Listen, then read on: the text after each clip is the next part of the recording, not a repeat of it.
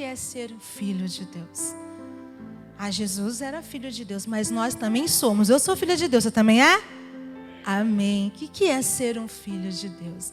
Nós vamos estudar aqui um pouquinho. Porque essa semana passada, né, ali correndo com a Páscoa, e Deus foi falando no meu coração, não deixa isso acabar. Enfatiza para o meu povo, enfatiza para você, porque o primeiro a ser ministrado somos nós. E Ele começou a ministrar no meu coração, não deixa isso se perder.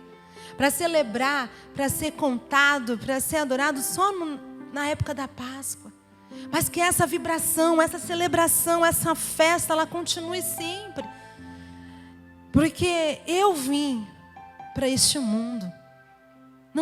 Não apenas para salvar. Porque todos nós vamos ler agora, já estávamos condenados. Jesus não veio para condenar, veio para salvar, porque já estávamos condenados à morte. Mas mais ainda, Ele nos deu ali o direito, através de Jesus, Deus nos deu o direito de se tornarmos filhos por espírito de adoção. Eu até ministrei um tempo atrás aqui sobre somos filhos e não mais escravos. Eu ministrei sobre os direitos de ser filho. Mas hoje eu quero falar um pouquinho sobre os deveres de um filho. O que é ser um filho de Deus? Porque Jesus, Ele veio a este mundo, Ele habitou entre nós, e essa palavra habitou, no original, ela quer dizer tabernacular, tabernáculo. Esse tabernáculo começou a andar entre nós, que era o lugar aonde Deus se revelava ali ao homem, ao sacerdote. Então Jesus, Ele veio e habitou esse tabernáculo lá de Êxodo, onde qual Deus se relacionava, falava com Moisés, como sumo sacerdote. Jesus, Ele veio como esse tabernáculo, nos dando ali, através de Jesus, em Jesus, não só através dele, mas nele, estar nele, nos dá esse acesso ao Pai, ao Deus Todo-Poderoso.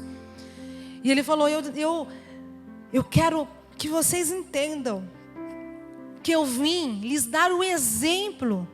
Eu vim salvar sim, mas mais do que salvar, eu vim lhes deixar o exemplo do que é ser filhos de Deus. Paulo, ele fala em suas epístolas, sua carta, ele diz, sedes meus, lá em Coríntios, 1 Coríntios, ele fala, sedes meus imitadores, como eu sou de Cristo. Como eu sou de Cristo. Depois ele vai estar falando sobre, né, que Jesus é o cabeça do homem, o homem o cabeça da mulher, e Deus o cabeça de Cristo. Nós estamos debaixo de coberturas. Se Jesus, que era filho de Deus, estava sobre a cobertura, tinha Deus como cabeça. Porque às vezes nós não queremos deixar Deus ser cabeça em nossas vidas, governar nossas vidas. Às vezes nós queremos o direito, né? Eu sou filha, eu tenho a herança, eu tenho direito de ser chamada de filho, sou amada, glória a Deus por isso, mas filhos também têm deveres. Jesus veio mostrar, olha, eu sou filho, e eu vim aqui para ensinar vocês que o Pai tem o desejo de vocês também serem filhos. Então me siga o meu exemplo, siga o que eu faço para serem reconhecidos como os filhos de Deus. Eu lembro que o meu pastor, o nosso líder estadual no nosso antigo ministério, ele falava muito. Ele dizia, o irmão Zé Paulo acho que deve lembrar, ele falava muito assim, não basta ser, tem que parecer. Não basta sermos cristãos, temos que parecer com Cristo. Não basta sermos filhos de Deus, temos que parecer ser filhos de Deus. Parecer com Ele. Levar esse DNA, levar essa essência de Cristo aonde passarmos, a essência de Deus. Isso era um desejo do coração de Deus de muito tempo. Eu não ia citar, mas veio no meu coração. Aqui, ó, em Êxodo, abre rapidamente, a gente já volta aí para João. Êxodo 4, 22. Vou ler com vocês aqui no telão, só para não ficar muito longo. Olha só a direção que Deus dá a Moisés. Então dirás a Faraó, assim diz o Senhor, Israel é o meu filho, meu primogênito. Irmãos, ele já queria alcançar eu, já queria alcançar você, já queria alcançar todos nós. Ele diz, fala para o faraó que Israel, essa nação aqui, é meu filho e é meu primogênito. Começou por aí. Essa nação é minha, esse povo é meu, mas eu vou alcançar muitos ainda. Deus disse para Abraão que ele seria pai de uma grande nação, de grandes nações, que não poderiam se contar como as estrelas, como as areias do céu. Então isso não se refere só ao povo de Israel, se refere a todos nós. A todos nós. E ele enfatiza isso de novo, lá em Deuteronômio 14:1. Deuteronômio 14:1. Filhos sois do Senhor, vosso Deus. Aonde ele vai dando direção ao povo para não se golpear, não se marcar, né? Como ali a nação que estava ali fazia. Ele vai dando orientações ali. Então não se marquem, não se golpeiem ali, não se marquem, não seguindo ali o exemplo daquela nação que estava ali. E ele se refere ao seu povo como filhos. Filhos. Oséias também fala um pouco sobre filhos, né? Ele diz, contudo os israelitas ainda serão como a areia da praia, que não se pode contar, no lugar onde se dizia a eles, vocês não são meu povo, eles serão chamados filhos do Deus vivo. Oh, amados, Deus ele sempre quis nos ter como filhos. Isso foi um desejo do coração de Deus, nos ter como filhos. Para quê? Para que ele queria ter a gente como filho? E aqui, né, nós lemos aqui agora João 1, versículo 1, que ele diz, no princípio era o verbo, e o verbo estava com Deus, e o verbo era Deus. E ele estava no princípio com Deus. Todas as coisas foram feitas por intermédio dele. E sem ele nada do que foi feito se fez. A vida estava nele, e a vida era a luz dos homens. A luz resplandece nas trevas, e as trevas não prevalecem contra ela. Aí ele vai falando sobre João Batista, que foi enviado para testificar, né, como testemunha, né, de Cristo. E houve um homem enviado por Deus, cujo nome era João. Está falando de João Batista. Este veio como testemunha para que testificasse a respeito da luz, a fim de que todos virem a crer por intermédio dele. Ele não era luz, mas veio para que testificasse da luz, a saber, a verdadeira luz que, vinda ao mundo, ilumina a todo homem. O verbo estava no mundo, o mundo foi feito por intermédio dele, mas o mundo não o conheceu. Veio para o que era seu, e os seus não receberam. Mas, enfatiza aqui, mas a todos quantos o receberam, deu-lhes o poder, ou algumas versões está direito, de serem feitos filhos de Deus, a saber, aos que creem no seu nome. Aqui João, logo no primeiro capítulo, que ele está falando sobre quem é Deus, sobre quem é Jesus, perdão, sobre quem é Jesus. Está dizendo, olha, Jesus é o Filho de Deus, é o Verbo, Ele é Deus, Ele estava ali com Deus, tudo foi feito por Ele.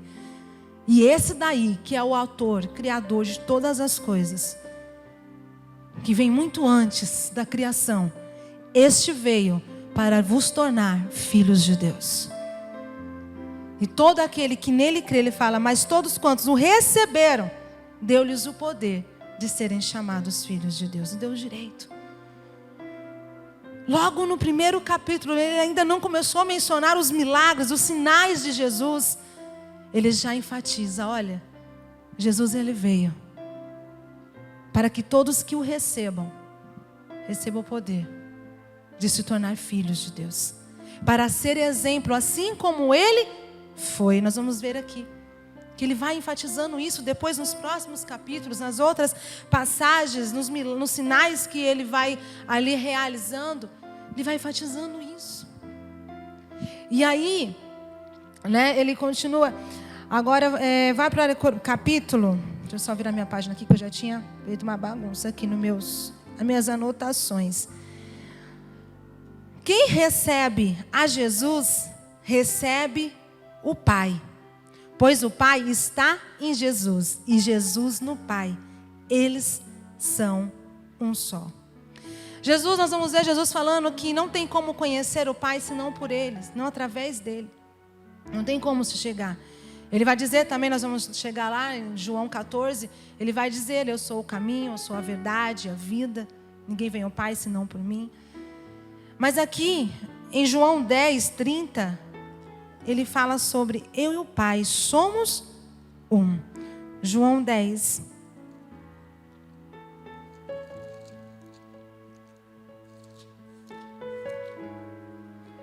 Versículo 30. Olha o que ele diz. Eu e o Pai somos um. Você quer conhecer o Pai? Você quer se chegar ao Pai? Tem que conhecer primeiro Jesus. Tem que conhecer Ele primeiro. Tem que receber Ele primeiro. Mas muitas vezes nós queremos pular esse passo. Nós queremos sim reconhecer Jesus como nosso Senhor e Salvador para sermos salvos. Mas nós não queremos continuar esse processo. Um processo de intimidade, de obediência. Aqui, diz assim, no versículo 38, vai para o versículo 38. 37. Se não faço as obras de meu Pai, não me acrediteis. Mas se faço e não me credes, crede nas obras, para que possais saber e compreender que o Pai está em mim e eu estou no Pai. Vai para João 5. João capítulo 5. Porque eu li primeiro o 10, porque vai fazer mais sentido para você agora, quando nós formos ler aqui o capítulo 5. Essa passagem fala de um paralítico. Aqui fala de um paralítico que estava no tanque de Betesda. Esse tanque de Betesda, na linguagem hebraica, significa lugar de misericórdia. Lugar de misericórdia. E está escrito assim, olha, versículo 1. Passadas estas coisas, havia uma festa dos judeus. E Jesus subiu para Jerusalém. Ora, existe ali, junto à porta das ovelhas, um tanque chamado em hebraico Betesda, o qual tem 5 pavilhões. Nestes jazia uma multidão de enfermos, cegos, coxos e paralíticos. Jazia, quer dizer, havia naquele lugar uma multidão, grava isso, uma multidão de paralíticos, de enfermos, de coxos, de tudo que é jeito. Aí no versículo 4 diz assim, eu não sei se na sua Bíblia está assim, na minha ela está em chave. Mais alguém aqui está em chaves esse versículo 4? Alguém? Na minha Bíblia, na minha versão aqui, eu sempre me confundo com a minha versão aqui, não é a RC, essa aqui é a...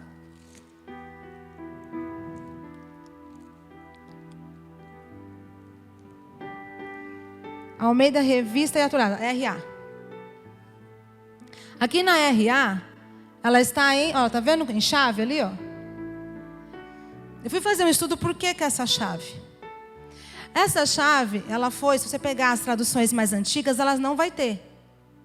Porque ela foi colocada ali para que a gente possa entender melhor. Então, quem copiou ali para a gente poder entender melhor, por isso que está em chaves, que ela foi adicionada ali para que a gente pudesse entender melhor.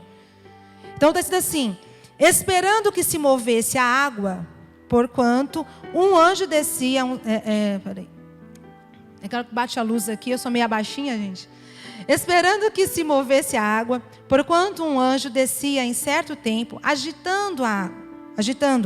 E o primeiro que entrava no tanque, uma vez agitada a água, sarava de qualquer doença que tivesse. Quer dizer, isso aí era uma crença dos judeus, que eles acreditavam que naquele momento que a água era agitada, um anjo descia e movia aquela água. E então naquele momento, o primeiro que entrasse naquele tanque, então ele era curado. Então, não exatamente que vinha um anjo, por isso que está em chaves, porque era o que eles acreditavam, que naquele momento um anjo descia e movia as águas, e quem descesse primeiro era curado. E aí vai dizendo assim, estava ali um homem enfermo, havia 38 anos. Jesus, vendo-o deitado e sabendo que estava assim há muito tempo, perguntou-lhe, queres ser curado? Respondeu-lhe o enfermo: Senhor, não tenho ninguém que me ponha no tanque quando a água é agitada, pois enquanto eu vou, desce outro antes de mim. Então lhe disse Jesus: levanta-te, toma o teu leito e anda. Jesus, ele entra, amados, num lugar cheio, uma multidão de enfermos, coxos e paralíticos. Mas ele vai direto em apenas um homem que estava ali há 38 anos. Eu não sei há quanto tempo ele estava naquele tanque, mas que ele estava enfermo há 38 anos. Há 38 anos ele se encontrava naquele estado. E Jesus, ele vai direto a esse homem. Jesus não faz nenhuma oração. Jesus não impõe as mãos, por isso não mostra aqui, não é relatado. Ele apenas dá uma palavra àquele homem, duas palavras, duas frases ali, duas ordens. Primeiro ele pergunta para aquele homem se ele queria ser curado. Parece algo meio maluco, Ele está dentro de um lugar onde as pessoas esperavam ser curados, esperavam pela misericórdia. E Jesus virá para ele e dizer: tu quer ser curado? Mas na verdade Jesus estava afrontando o sistema religioso daquela época.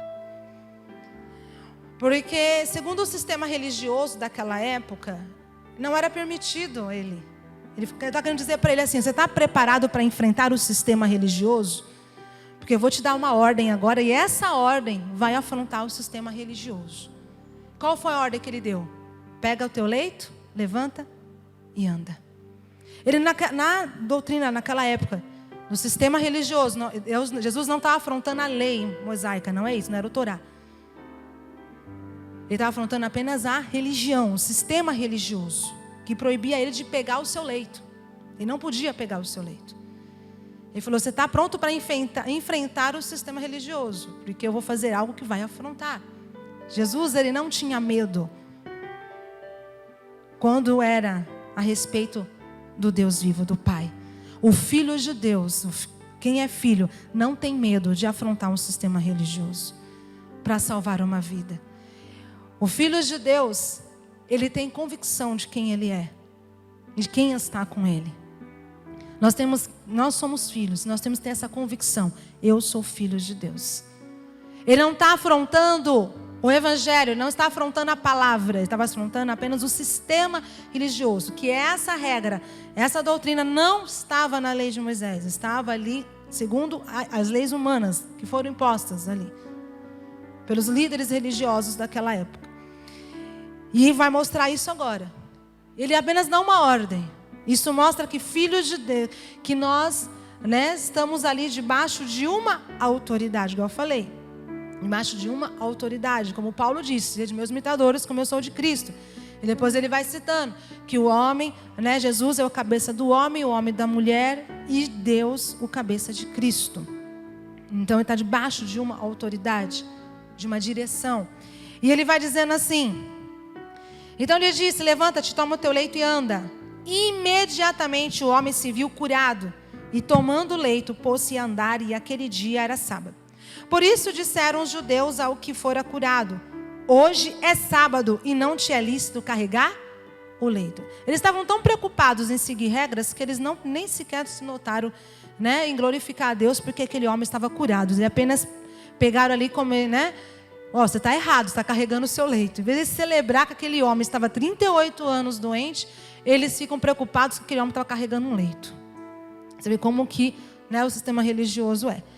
E ele fala assim: por isso disseram imediatamente, por isso disseram os judeus ao que fora curado, hoje é sábado e não te é lícito carregar o leito. Ao que ele lhes respondeu: o mesmo que me curou me disse: toma o teu leito e anda. Perguntaram-lhe ele: quem é o homem que te disse: toma o teu leito e anda? Eles não perguntaram para ele: quem é o homem que te curou? E ele diz: mas o que fora curado não sabia quem era, porque Jesus se havia retirado por haver muita gente naquele lugar. fazendo um estudo, o Espírito Santo foi falando: olha, o Filho de Deus, aquele que se torna filho, ele não se preocupa em agir por demanda e nem por pressão.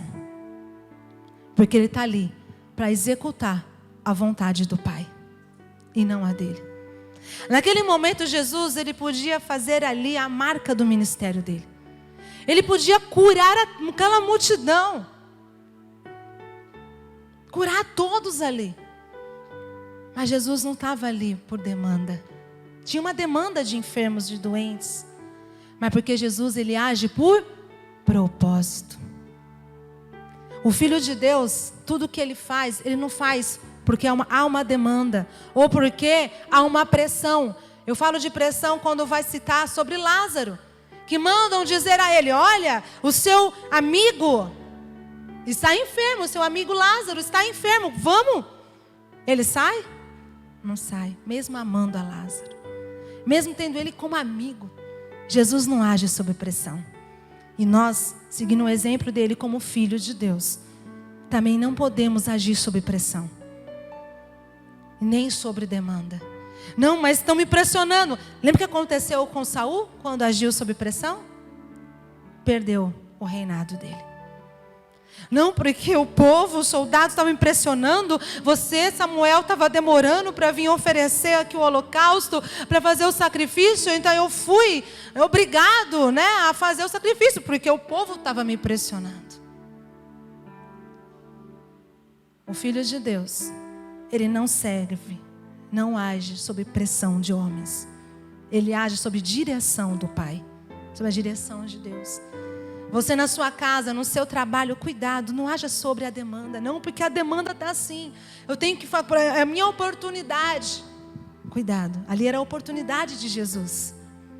Mas ele sabia que ele estava ali para representar o Pai e não ele. E não ele. Então ele não age sobre demanda. Então ele sai porque havia uma multidão. Porque com certeza, a hora que alguém vê aquele homem curado, opa, peraí, aquele lá curou aquele. E todo mundo ia correr atrás de Jesus. Então ele sai. Porque ele sabia que não estava para mostrar o que ele podia fazer. Ele estava ali para mostrar quem ele estava representando. Quem estava com ele. Que era o Pai. E é isso que nós temos que ter no nosso coração. Tudo que eu fizer, eu não faço para o Pai. Eu faço com o Pai. Eu faço com Ele, eu realizo com Ele. Eu até deixei aqui marcado essa frase, que ela diz assim: o filho não faz nada para o Pai, para Deus. O filho se envolve com o que o Pai está realizando. É isso que nós temos no nosso coração. É poder dizer logo de manhã, não dizer: Pai, Deus, abençoa o meu dia. Mas poder dizer: Pai, o que o Senhor quer realizar no dia de hoje? Em que eu posso contribuir para aquilo que o Senhor quer realizar no dia de hoje? Me dá a bênção do Senhor. Já Deus, quando abençoa Abrão, Ele diz: eu abençoarei você, eu honrarei o teu nome, colocarei teu nome acima de todos. Mas Ele dá uma ordem também a Abrão e diz para ele: sê tu uma bênção. Quando nós dizemos: Deus, obrigado pelo dia de hoje, me mostra o que o Senhor quer realizar, para que eu possa fazer parte dessa realização que o Senhor tem hoje. É isso que Jesus fazia. Nós vamos ver daqui a pouco Ele falando isso. Eu peguei essa passagem porque é o que mais mostra o ministério de Jesus. Ele como filho. Isso é para nós que somos filhos de Deus. Nós vamos ver que Ele deixou isso para nós depois. E Ele então, Ele vai mostrando que Ele está ali para realizar a obra do Pai. Que toda vez, Deus na madrugada, de noite, Ele orava com o Pai. Ele falava com o Pai. E o Pai revelava a Ele o que Ele ia fazer. Jesus foi direto àquele homem.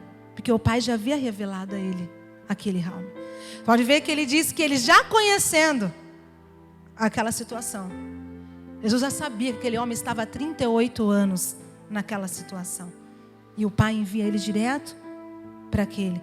Aí ele continua aqui, a gente correr, senão, Ele fala assim: perguntaram quem é o homem que disse, toma, no versículo, então, No 13, mas o que fora curado não sabia quem era. Amado, só o fato de ser tocado pelo poder de Deus ou receber um milagre não quer dizer que eu conheça a Deus. Aquele homem foi tocado, foi curado, recebeu a manifestação do poder de Deus, mas ele não sabia quem era Jesus. Ele não conhecia Jesus.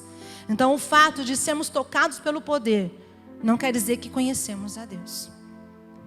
Tem um versículo que nós vamos ler daqui a pouco que fala aquele que me conhecer, né? Fala a palavra conhecer. E eu fui atrás para ver, e a palavra conhecer é no sentido de intimidade. Quando José, após Maria conceber Jesus, a Bíblia fala que José então conheceu a Maria. Se você pegar as versões, né, original, fala conheceu a Maria. E Adão conheceu ali a Eva. Ele está querendo dizer no sentido de intimidade, se tornar um. Então, intimidade com Deus é se tornar um. E não tem como se tornar um com Deus se não for através de Cristo. Não tem outro meio, Ele é o caminho. Não tem como chegar ao Pai senão por Ele. Então, se nós queremos conhecer o Pai, temos que primeiro conhecer o Filho através de intimidade, oração e palavra. A pastora Eichla, ela usou uma frase e falou muito comigo. Deus, ele tem várias formas de falar com a gente. Ele usa quem ele quer, o que ele quer. Mas só existe uma forma de falarmos com Deus, que é através da oração. Só existe uma forma. É através da oração que falamos com Deus. E muitas vezes o diabo vai tentar roubar isso de nós. A oração. Porque é na oração que a gente entra em intimidade. É na oração que o Pai revela. É na oração que Deus revela para a gente o que Ele quer fazer. O que Ele quer operar. Era na intimidade, na oração que Deus revelava ao Filho Jesus o que Ele iria realizar. E Jesus, Ele passava e Ele ia realizando a obra. Deus ia realizando através de Jesus. E Ele vai dizendo aqui, mas o que fora curado não sabia quem era, porque Jesus se havia retirado por haver muita gente naquele lugar. Mais tarde Jesus o encontrou no templo. Ele disse, olha que está curado. Não peques mais para que não te suceda coisa pior. O homem retirou-se e disse aos judeus que fora Jesus quem o havia curado. E os judeus perseguiram Jesus porque fazia essas coisas no sábado.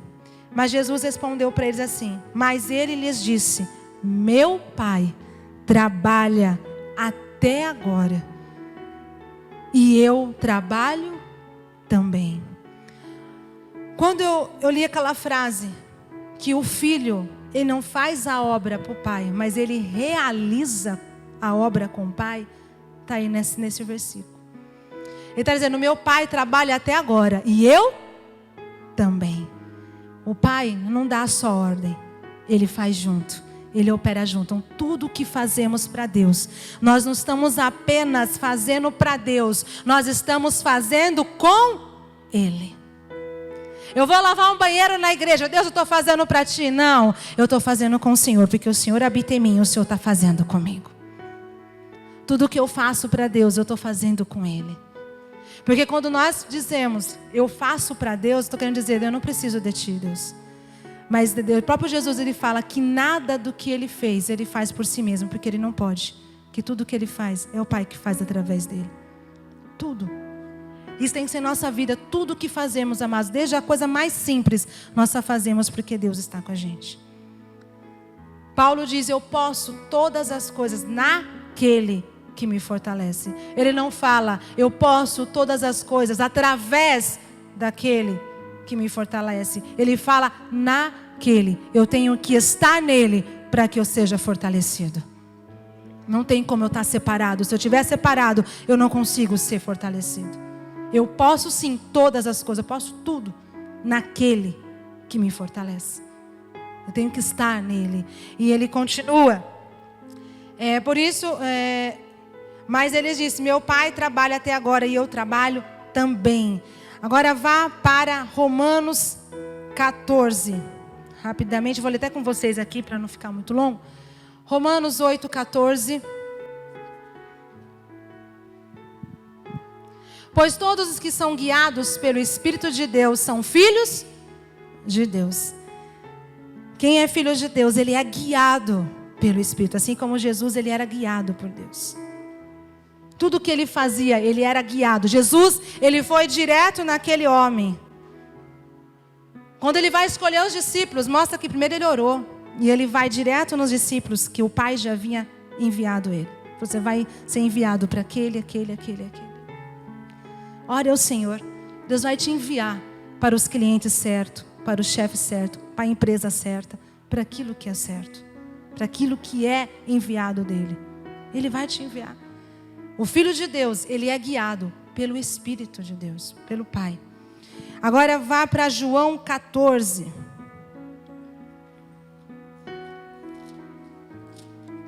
João 14. Vou tentar acelerar aqui um pouquinho.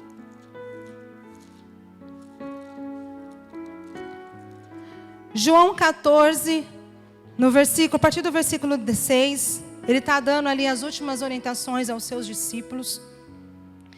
E ele diz assim: respondeu-lhe Jesus: eu sou o caminho e a verdade e a vida. Ninguém vem ao Pai senão por mim. Então não tem como você chegar ao Pai senão por Ele. Nós já aprendemos que Jesus é esse tabernáculo, é o lugar aonde a gente tem acesso ali a Deus, ao Pai. E Ele é esse caminho. E Ele diz: se vós me tivesses conhecido, conhecereis também ao meu Pai. Desde agora o conheceis e o tendes visto. Está querendo dizer, não tem como conhecer o Pai, senão por mim. Agora vocês têm conhecido. Como? Ele já estava no final do ministério dele, com os seus discípulos. Só no final, ele fala isso para os seus discípulos. Porque eles tiveram um tempo de relacionamento, de intimidade com Jesus. É que Jesus ficou aqui 3 anos, mas o tempo que nós ficarmos, nós temos que estar em relacionamento, em intimidade com Jesus.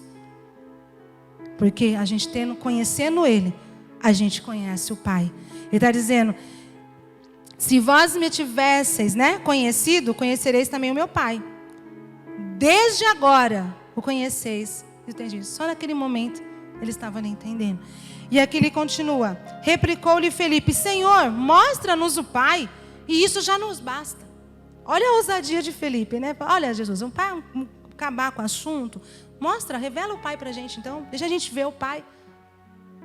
Mas Jesus, com muita paz, ele responde a Felipe. Disse-lhe Jesus: Felipe, há tanto tempo estou convosco e não me tens conhecido? Por isso que ele começa dizendo, ele começa falando: se vós me tivesses conhecido. Muitos ali não estavam conhecendo ainda. Ele falou: a partir de agora. Estava começando a ter aquele entendimento de conhecer realmente a Jesus. Então ele fala: você não me conheceu. Ele responde: Jesus, Felipe, há tanto tempo estou convosco e não me tens conhecido. Irmãos, quantos Felipes às vezes há na igreja? Que há tanto tempo estão caminhando com Cristo. Estão caminhando esse caminho de fé. Mas não têm conhecido a Deus. Não têm tido intimidade com Ele. Não tem tido. Outro dia conversando com um jovem. Irmãos, aquilo marcou tanto meu coração. Falou tanto comigo. Isso serve de lição para nós. Eu perguntei: por que você não tomou a ceia? Posso te ajudar? Está precisando de algo? Esse jovem respondeu para mim: porque eu não li a Bíblia e não orei. Eu não me senti digno de tomar a ceia. Eu falei para ele, você podia ter tomado a ceia. Se você tem dentro de você que está conhecido, você está sabendo porque naquele momento, naquela semana você não leu. E amados, às vezes quantos de nós, às vezes passamos um mês sem ler a Bíblia. Porque, amados, ler a Bíblia só quando está no culto não é ler a Bíblia. Não é ler. E aquilo veio como uma flecha. Eu falei: Deus, olha o temor desse jovem. Eu não vou tomar. Eu não me senti bem de tomar porque eu não tive comunhão com Ele. E agora eu quero me sentar à mesa. Não que você tem que fazer isso, mas eu estou falando assim, o gesto dele naquele momento, eu sentei, conversei com ele, orientei. E aquilo falou: poxa, e nós? Jesus vai falar, para a gente se autoexaminar. Igual o pastor fala, se eu tenho certeza da minha salvação, se ele vier hoje, eu estou salvo. Então, né, a mesa não é maior do que ali a salvação estar com ele. Mas o temor daquele jovem. Eu não tomei porque eu não li a Bíblia, eu não orei. Eu não tive um relacionamento com ele. Já faz um tempo que eu não falo com ele. E agora eu quero apenas sentar, entrar na casa, sentar e ceiar com ele na mesa do nada. Porque não mexeu comigo. Mexeu. Eu falei, Deus, olha o coração desse jovem. E aqui ele diz, e ele vai respondendo. Disse-lhe Jesus, há tanto tempo estou convosco e não me tens conhecido? Quem me vê, a mim vê o Pai. Como dizes tu, mostra-nos o Pai. Não crês que eu estou no Pai e que o Pai está em mim? As palavras que eu vos digo, não as digo de mim mesmo, mas o Pai que permanece em mim, faz as suas obras. Quem fazia as obras, quem fazia os sinais que Jesus ia executando durante o ministério dele? O Pai. O Pai permaneceu em Jesus todo o tempo. Por isso que Jesus, quando está na cruz, ele fala, Pai, por que me abandonaste? Porque durante todo o seu ministério, Jesus, o Pai estava com Jesus. Nele. E através dele, ele operava os milagres. E é isso que Deus ele quer permanecer em nós. Como? Através de Cristo. Porque nós somos santos através de Cristo. Então, primeiro o Pai ele entra em Jesus, ele se torna um em Jesus. E a gente conhecendo a Jesus, recebendo ele, nós somos justificados e recebemos o Pai. E ele então executa as obras em nossa vida. E nós temos esse privilégio de executar a obra junto com o Pai. O que eu estou fazendo aqui não é eu quem faço. Quem está fazendo é o Pai. É Ele quem está falando. Eu estou apenas executando a obra dEle. Que Ele está fazendo. E assim é cada um no seu ministério. Como esposa, como filha, como mãe, como no outro ministério na igreja. O primeiro ministério que nós temos é a nossa família. É o primeiro ministério. Ai, pastor, eu quero um ministério. Você já tem a sua família. É o primeiro ministério. É o primeiro. E ele continua, para a gente poder ir, né? Em verdade, verdade vos digo, que aquele que crê em mim, fará também as obras que eu faço. E outras maiores fará, porque eu vou para junto do Pai. Lembra que eu falei? Jesus nos deu o exemplo de sermos filhos. E ele está dizendo, quando você me recebe, você está recebendo o Pai. E as mesmas obras que eu fiz, por vocês agora serem filhos, terem recebido o espírito de adoção de filhos, vocês também têm agora esse direito, esse privilégio de executar a obra do Pai com Ele, se você me conhecer. Então, amados, busque ter intimidade com Ele, busque orar para conhecer Jesus. Porque conhecendo a Ele, você conhece o Pai. Deus, Ele quer compartilhar o que Ele quer realizar na tua vida. Um grande exemplo disso é Abraão. Quando Deus, Ele vem ali, né? Que Abraão vê ali 4 anjos. E um deles tinha a forma do anjo de Deus. Estava no singular, letra maiúscula, estava se referindo a Deus. Ele então convida... a Deus ali para passar a noite, ceiar com Ele. Ele faz um banquete para os anjos ali. E no outro dia, 2 anjos saem. Os anjos saem, fica ali Deus. E mostra Deus falando. Será que eu compartilho com Abraão, meu servo, o que eu irei realizar em Sodoma e Gomorra? É isso que Deus Ele quer, amados. Ele quer compartilhar. Irmão, você tem noção desse privilégio? De você acordar e falar assim, Deus, o que eu tenho para realizar hoje? E Ele começar a revelar para você, olha, eu quero fazer isso, eu quero curar uma pessoa ali, eu quero libertar alguém aqui, eu quero te promover aqui para que você leve meu nome, eu quero fazer isso. E falar, Deus, amém, então vamos. Mas a gente faz, irmãos, estou falando comigo, eu fazia assim. Estou falando, primeiro a ser ministrado somos nós. A frase daquele jovem marcou minha vida. Ele falou, o que eu estou fazendo? Me marcou. Eu falei, Deus, quantas vezes eu acordo, Deus abençoa o meu dia. Abençoa minhas obras, abençoa o que eu vou fazer hoje, as obras das minhas mãos, o meu trabalho. Deus falou, peraí, está errado, você está invertendo. Quem faz sou eu. Se você tiver eu, você tem a bênção. Abraão, ele, por onde ele passava, tudo multiplicava, prosperava, porque não é que ele tinha a bênção, ele tinha um abençoador.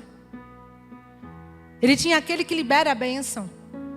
É isso que nós temos que entender, eu não tenho a bênção do Senhor, eu tenho o Deus abençoador comigo. E por onde ele passa, ele abençoa.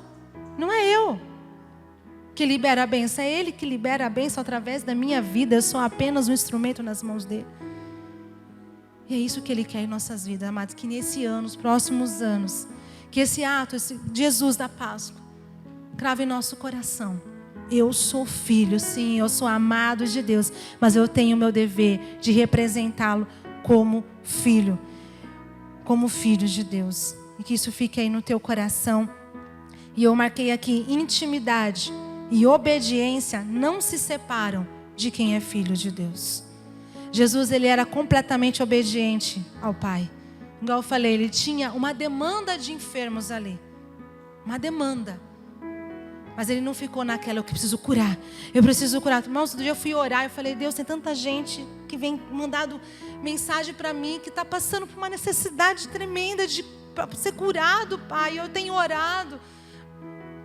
Eu quero ver essa pessoa ser curada. E eu comecei a falar com Deus. E aí essa palavra veio ao meu encontro. Ele falou, calma.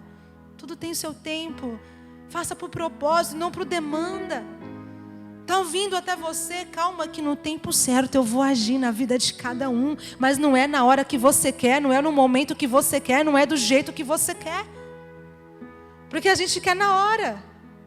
Mas se fosse a minha vontade, era orar agora e todo mundo. Mas se ele não der a direção, não vai. Tudo é com a direção dele. Igual o pastor Rogério, ele fala, não adianta às vezes ele por si só chegar e falar assim, agora eu vou orar por tal coisa. Mas se Deus não der a direção, não estiver na frente, não vai acontecer. E foi Deus falando, calma. O fato de você ter orado não ter acontecido, não quer dizer que você está com menos de mim. Ou que você está menor, está inferior, porque a gente começa a se culpar. Deus, será que eu estou no pecado? Será que eu estou fazendo alguma coisa errada? Porque eu orei, e o Senhor falou para mim orar pelos enfermos. Ele mandou eu orar. Mandou eu orar. Marcos 16, ó. E a gente já vai fazer a oração final. Marcos 16, que mostra as obras de Jesus. Fala um pouquinho mais sobre o que ele faz, o que ele fez.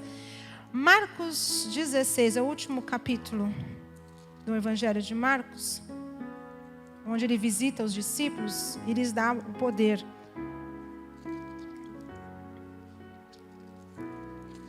Marcos 16, acho que é no versículo...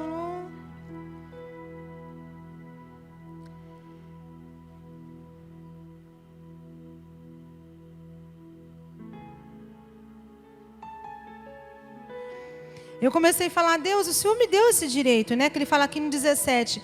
Esses sinais hão de acompanhar aqueles que creem em meu nome. Expelirão demônios, falarão novas línguas, pegarão em serpentes, se alguma coisa mortífera beberem não lhes fará mal. Se impuserem as mãos sobre os enfermos, eles ficarão curados. Ele falou, esses sinais vão te seguir. Mas Jesus, nós temos que lembrar, quando Jesus me mostrou, ele falou assim, eu entrei em vários lugares, mas teve lugar que eu curei um. Teve lugar que eu curei todos. E teve lugar que eu não curei ninguém. Por causa da falta de fé daquele povo. Ele falou, deixa eu dirigir. Deixa eu guiar. E quando eu mandar você impor as mãos, então eles serão curados. Mas se eu não mandar, não imponha por impor apenas. Deixa Deus te dirigir. É claro que se alguém chegar em mim, eu vou orar. Por todos. Eu vou orar. Quando alguém me pede. Mas eu estou dizendo no sentido de eu tomar a iniciativa por tomar. Deu para entender? Se alguém chegar em mim e pedir oração, nós vamos orar. Todos que chegaram até Jesus, Jesus orou. Jesus falou. Mas eu quero dizer assim, às vezes a gente do nada, né? Hoje eu quero orar. Peraí, Deus, o Senhor quer que eu ore por tal propósito hoje? É para essa direção que o Senhor quer que eu ore? E obedecer. Não, hoje eu quero te usar, é nessa direção e deixar Ele tomar o controle e o governo. Mas muitas vezes a gente quer dirigir Deus no que Ele tem que fazer e não permite Ele que nos dirija no que fazer. Então que possamos deixar sim Ele nos dirigir e nos guiar. E quando Ele tocar no teu coração, dá um abraço, faça uma oração, aí você obedece, porque Ele vai estar executando. Não simplesmente porque eu quero fazer, mas que realmente Deus ele esteja no controle. Um grande exemplo disso foi uma vez no meu trabalho. Eu estava passando por uma moça, trabalhando lá, e o Espírito Santo veio no meu coração e falou, dá um abraço nela. Eu, como assim, um abraço nela? Falei, conheço ela. Ela tem cara de brava. Olha para mim com uma cara feia todo dia, só briga comigo nessa loja. Eu vou chegar nela e vou dar um abraço, Deus. Ó, vou fazer assim, tentei negociar com Deus, né? Quando a gente tenta negociar com Deus. Falei, eu vou fazer a outra loja, que aí eu me preparo emocionalmente, que se ela for dar um coice, eu já estou preparada. Aí quando eu voltar, eu vou lá e abraço. Ele falou assim, faz o que eu estou mandando. Você está mais preocupada com o que você vai levar do que eu quero fazer? Eu falei, tá bom, Deus, tá bom, então vamos, né? Porque ela vivia pegando no meu pé, ela, não é assim, tá errado. Aí eu colocava ali, ela mandava tirar. E eu falei, Deus, ela só me persegue aqui na loja. E ele falou, dá um abraço nela. E aí eu falei, chamei ela e falei assim, olha, bom dia. E ela, bom dia. Eu falei, tá tudo bem? Tudo bem. Eu falei que eu queria te dar um abraço, eu posso? Ela regalou o olho assim. Eu falei, posso te dar um abraço? Ela falou, pode. No que eu abracei ela, ela desmoronou a chorar. E no que eu abracei ela, eu comecei a ministrar em oração, quando eu estava abraçando ela. E falei, Deus, toma o controle. E Ele começou a me dirigir naquela oração. E ela começou em lágrimas, e ali Deus começou a me usar para ministrar o que estava acontecendo na vida dela. E ela falou, Vanessa, obrigado. Essa noite não foi uma noite fácil, eu estava pronta a tomar uma decisão. Esse abraço foi fundamental na minha vida, porque eu ia sair agora no meu almoço. E eu ia tomar uma decisão, mas por causa desse abraço eu não tomo mais essa decisão.